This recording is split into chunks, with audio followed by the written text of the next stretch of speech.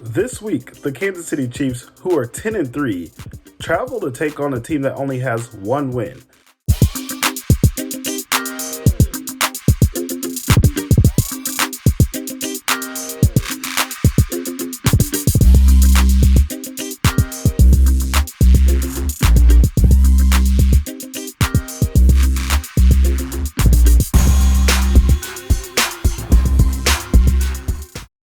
Welcome to On the Block Sports Chiefs. If you don't know by now, my name is Anthony. You can go ahead and follow me at Anthony D. Hatton2. Give me a follow at Anthony D. Hatton2. And also you can check out some of my written articles on arrowheadaddict.com. But not just from yours truly. There's a great team of people there who put out content on the daily. So go ahead and check out arrowheadaddict.com. And with that being said, last week, we saw the Kansas City Chiefs get ahead 27-0 before they collapsed and dang near gave away the game to the Denver Broncos. They ended up winning by only one possession after being ahead by so much. But they'll look to come in focused on this road trip to Houston against the Texans. The Texans are 1-11-1. They've only gotten one victory so far this season. The Chiefs come in as 14-point favorites, and that may be a little high. It's the highest of any game this week, but whenever we go into detail here, you can see exactly what the reasoning behind that is. First, let's get into the injury report. The Chiefs, of course, Clyde Edwards-Helaire still on IR with that ankle. Mecole Hardman, he did practice. Andy Reid, it sounds like, is going to keep him out for at least another week, allow his abdomen and whatever was going on with him to get more into game shape. Kadarius Toney, the other key acquisition at wide receiver, he was questionable and practiced on a limited capacity this week. It seems like he's going to be out at least another week to give his hamstring time to make sure it's in good condition to play. Chris Jones, he was questionable. He did not practice on Friday. He is somebody who I think we expect to go ahead and play. There's no signs that he will not be able to suit up. He's definitely likely to be on the field. The Texans, on the other hand, they're out at least 6 starters that we know of at this point. Both of their starting corners are out. Both of their starting wide receivers on the outside are out. They're also missing their left guard and their running back. So with that being said, they really have a lot of backups at key positions that you're going to need against a Chiefs team who loves the aerial assault and also does a good job with everything that they do on defense. So let's get into some names here. Their stud corner, Derek Stingley, is out with a hamstring. Their other old foe, the old friend rather, from Kansas City, Steven Nelson, is their other corner. He's out with a foot injury. Dameon Pierce, the stud rookie running back, is out with an ankle. Both wide receivers, Brandon Cooks, who's been around the block a few times, and Nico Collins, who's really came on strong in his second season. Both of those wide receivers are going to be out. And Kenyon Green, their left guard, their starting left guard, is out as well with an ankle injury. Those are going to be some people that you would need a full stable of bodies to face against a Chiefs team who's really good. Let's get into a little bit of the numbers as well. For both offenses, the Chiefs are, of course, better at just about every category on offense. They are now second in the league in points per game. They're first in total yardage per game, first in passing yards, and also they're 18th in rushing yards.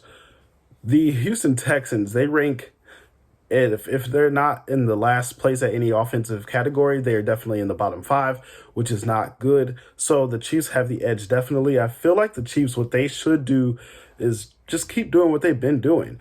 They should be able to attack this decimated defense any way that they want to. The big thing is, especially after last week, take care of the dang ball. Run whenever you get a big lead, and don't give the Texans a chance to even give them a hope or a chance to think they have the ability to come away with a victory. They are at home, so I believe the Chiefs will get a big lead, or at least they should be wanting to get a big lead and control the clock. The Texans, what they want to do on offense, what I feel like they should do to have any success, is use what Kansas City does not know. They have backups in there, And they have two quarterbacks who are likely going to be seeing the field. Jeff Driscoll, he's a more athletic quarterback than Davis Mills is, so he'll be out there running. They have Amari Rodgers, who they acquired from the Packers. He's a young, quick wide receiver. They also have Philip Dorsett, Chris Moore. All three of those wide receivers are going to be players that the Texans can get the ball out to quickly and get some yak yards. Rex Burkhead and their other running back, Dare, I don't know how to say his last name, so I'm not really going to try to. But those are all players that have quick twitch abilities. So I think the Texans will try to get the ball out to them and just take care of the ball, and they won't want to give the Kansas City team any extra possessions. Defensively, by the numbers, the Chiefs surprisingly are actually better on defense as well over the Houston Texans. They allow fewer points per game. They're middle of the pack, but they allow fewer yards per game and also rushing yards per game. Now, the Texans, they allow fewer passing yards per game, but that's not really surprising. Whenever you think about this team, they are 1-11, and they only have one tie on the season. With that being said, other teams, they often get ahead on the Texans, so they just run the ball a lot. They don't really pass the ball against this team because they don't have to. So that is why the Texans allow fewer passing yards per game. The Chiefs, with their game plan, should be stop the run early. Be aware of Jeff Driscoll. He's the quarterback with some mobility, so you don't want to let him even get yards at all. Create turnovers. You don't need to blitz often. Just rush forward. Keep everything in front of you. Tackle receivers as soon as they get the ball, and get some rest in the fourth quarter. You want to get a healthy enough lead where this team is going to be able to put in more of Leo Chenal. You're going to put more of Brian Cook. Get some of those young guys bigger reps that they're going to need heading into the latter part of the season.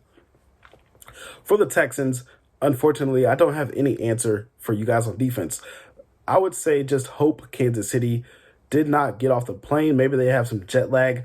I have no idea, but you don't really have the answers to the test. And just hope Kansas City doesn't come in with focus at all this week. So, with that being said, this game comes down to just how big of a margin of the victory that will be for the Kansas City Chiefs. Houston, at the least, will have at least 4 starters out on offense and 2 starters out on defense at the corner position, which I mentioned before you're going to need going against a team who leads the league in passing yards per game. The biggest advantage Houston will have is that they have 2 different quarterbacks, so the Chiefs will have to game plan against 2 different styles. They'll have a quarterback who is somewhat accurate in Davis Mills, who can pass the ball, and then you have Jeff Driscoll who can run. And that's something that I think the Chiefs will definitely need to be solid and sound against. This is an opportunity for the Chiefs to actually hold a team under single digits. There's been one game against the LA Rams where the Chiefs allowed 10 points. Every other game, other teams have gotten at least 17 points on Kansas City's defense. So that is something to where I think this is the first opportunity the Chiefs, they need to show what they can do on defense and head in the direction of wanting to play playoff football. The Chiefs, with that being said, holding the Houston in single digits, their offense will keep doing what they've been doing. I expect them to cover on the spread. The Chiefs should win, at least I'm going to say 31-9 against the Houston Texans. Kansas City, I think they should get ahead and run the ball a little bit more, especially after last week. You will expect Patrick Mahomes to take care of the football. The Denver Broncos capitalized in that they got Kansas City in a position where they did not want to be at the end of the game. It was a divisional game, so of course there was unexpected will always happen. But in this one, the Houston Texans really don't have any knowledge. They won't have any players. And their coach is on the hot seat. So I think this is a week where Kansas City should grasp this opportunity to get ahead and stay ahead. 31-9 will be the final score, or at least in the neighborhood. Follow me on Twitter again at Anthony D. Hatton 2. Like, comment, and subscribe. Tell me what you all think about the game. between the Chiefs and the Texans. And I can't wait to see you next time. This has been On the Block Sports Chiefs.